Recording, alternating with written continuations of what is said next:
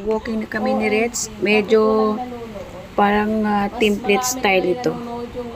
Ayan. Nagtatalak muna ako dito guys tungkol sa pabago-bago po ng YouTube. Mapapansin naman nyo sa mga nagko-content dyan at sa mga subscribers o sa mga nanonood na ngayon ang shorts video katulad nito 120 seconds ay mayroon na pong thumbnail na 9:16 para yung long form video ng video niya. Ganon din ang kanyang thumbnail 9:16 din guys.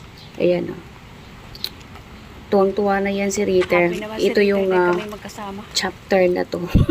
Chapter. Ayan. Nag-walking kami ni Ritz dahil wala si Madam. Tuwang-tuwa talaga si Rita dyan pag wini-walking.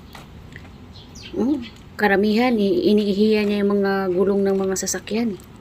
Maganda yung weather today. Isang beses nga, may tao ngang nagalit. Dahil bakit daw pinapaihiyan ko daw yung kanyang gulong ng sasakyan. Tara na.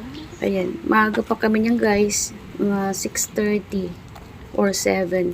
Medyo makulimlim lang talaga dahil syempre nasa season ng tag-ulan.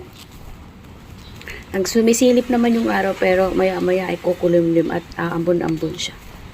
Ayan, tuwang-tuwa si Rita. Ayan ang araw. Talaga naman.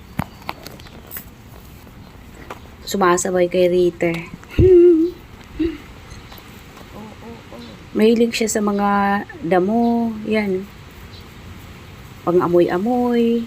Tapos iihi. Or hindi nga, napupupo na siya.